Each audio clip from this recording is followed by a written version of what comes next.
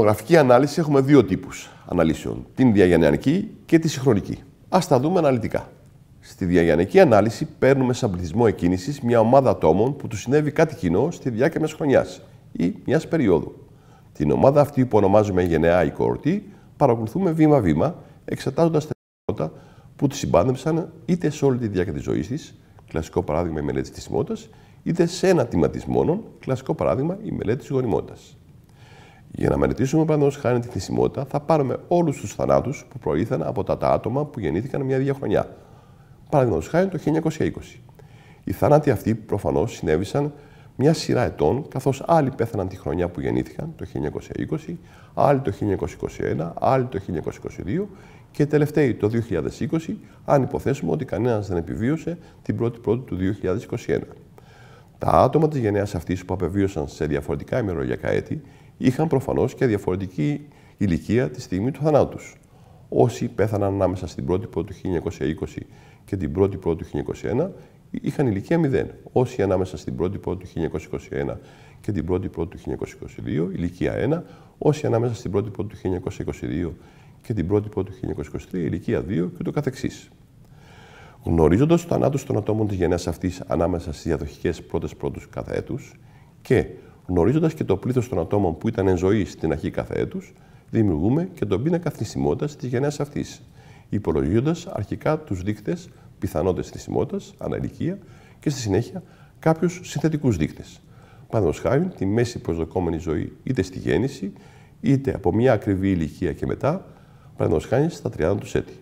Αν πάλι μας ενδιαφέρει να εξετάσουμε τη γονιμότητα μιας γενεάς ή ακόμη μιας ομάδας γενεών, θα πάρουμε τις γεννήσεις των γυναικών της γενεάς αυτής στις διαδοχικές ηλικίες τους, από τα 15 έως τα 49 έτη. Είναι προφανές ότι οι γυναίκες της γενεάς αυτής έκαναν τα παιδιά τους σε διαφορετικές ηλικίες, στα 15 τους, 16, 17, 18 μέχρι και τα 49 τους χρόνια και επομένως και σε διαφορετικά ημερολογιακά έτη. Αν πάρουμε παραδείγματος χάρη τις γυναίκες που γεννήθηκαν το 1960, τη γενεά του 60 δηλαδή, και θεωρήσουμε ότι καμία από αυτές δεν γέννησε πριν από τα 15 της χρόνια και μετά τα 50 της, τότε όσες έφεραν στον κόσμο τα παιδιά τους ανάμεσα στα 15 και στα 16 τους χρόνια, τα έκαναν άμεσα στην 1η του 1985 και την 31 Δεκάτου του 1986. Όσες γέννησαν τα παιδιά τους ανάμεσα στα 16 και στα 17, τα έκαναν άμεσα στην 1η του 1986 και την 31 Δεκάτου του 1977 και ούτω καθεξής. Γνωρίζοντας τον αριθμό των γεννήσεων που προήλθαν από τις γυναίκες αυτές σε διαδοχικές ηλικίες και σε διαφορετικά ημερολογιακά έτη και έχοντας ταυτόχρονα και το πλήθος των γυναικών αυτών, μπορούμε να υπολογίσουμε και τα καταληλικία ποσοστά γονιμότητά τους στη διάρκεια της αναπαραγωγικής τους ζωής. Για να απολογίσουμε τα ποσοστά αυτά, θα διαιρέσουμε τις γεννήσεις που έγιναν από τις γυναίκες αυτές ανάμεσα στα 15 και στα 16 έτους με τον πληθυσμό των γυναικών της γενιάς αυτής την 1η του 1976. Στη συνέχεια, διαιρώντας αυτές που έγιναν ανάμεσα στα 16 και στα 17 τους έτη με τον πληθυσμό των γυναικών της ίδιας γενεάς την 1η του 1977 και ούτω καθεξής.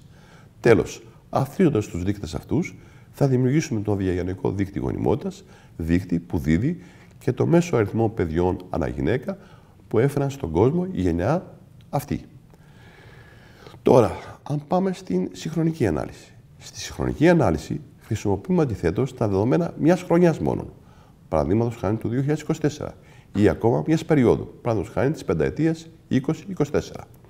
Με τα δεδομένα της χρονιάς αυτής ή της περίοδου αυτής, δηλαδή τους πληθυσμούς αναλικία και τα γεγονότα, θανάτους, γεννήσεις, γάμους κ.ο.κ.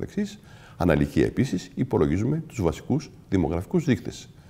Στη γονιμότητα, παραδείγματος χάρη, στη συγχρονική ανάλυση για το έτος 2024, για να υπολογίσουμε τους δείκτες αυτούς, θα πάρουμε αφενός μεν τις γεννήσεις που έγιναν τη χρονιά αυτή από γυναίκες ηλικίας 15, 16, 17 έως και 49 ετών, αφετέρου δε τις γυναίκες ηλικίας 15, 16, 17, 49 ετών στη μέση του 2024. Διαιρώντας τις γεννήσεις που προήλθαν από τις γυναίκες ηλικίας 15 έως 16 ετών, ακριβώς με τον πληθυσμό των γυναικών από τις οποίες προήλθαν οι γεννήσεις αυτές στο μέσο του 24, μετά διαιρώντας τις γεννήσεις που προήλθαν από τις γυναίκες ηλικίας 16 έως 17 ετών, ακριβώς με τον πληθυσμό των γυναικών από τις οποίες προήλθαν οι γεννήσεις αυτές στο μέσο πάντο του ίδιου έτους, θα υπολογίσουμε τα 35 ποσοστά γονιμότητας για τη χρονιά αυτή. Και στη συνέχεια, αθροίζοντας τα ποσοστά αυτά, θα υπολογίσουμε το συγχρονικό δείκτη γονιμότητας για το 2024, ένα δείκτη που δίδει το μέσο αριθμό παιδιών ανά γυναίκα τη χρονιά αυτή.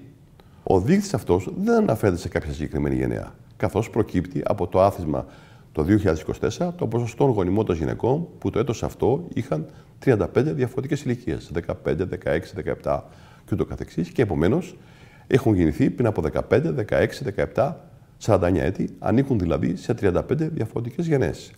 Επηρεάζεται, σε αντίθεση με το δείκτη που δίδει τη γονιμότητα σε μια γενναία, τον διαγενειακό δηλαδή δείκτη, και από τη συγκυρία της χρονιάς αυτής και χαρακτηρίζεται από σημαντικές διακυμάνσεις από χρονιά σε χρονιά, σε αντίθεση με το διαγενειακό δείκτη. Η ερμηνεία του χρήζει ιδιαίτερης προσοχής και απαιτεί βασικές γνώσεις της δημογραφικής ανάλυσης, γνώσεις που δεν είναι δυνατόν να έχουν όλοι όσοι σχολιάζουν το δείκτη αυτό.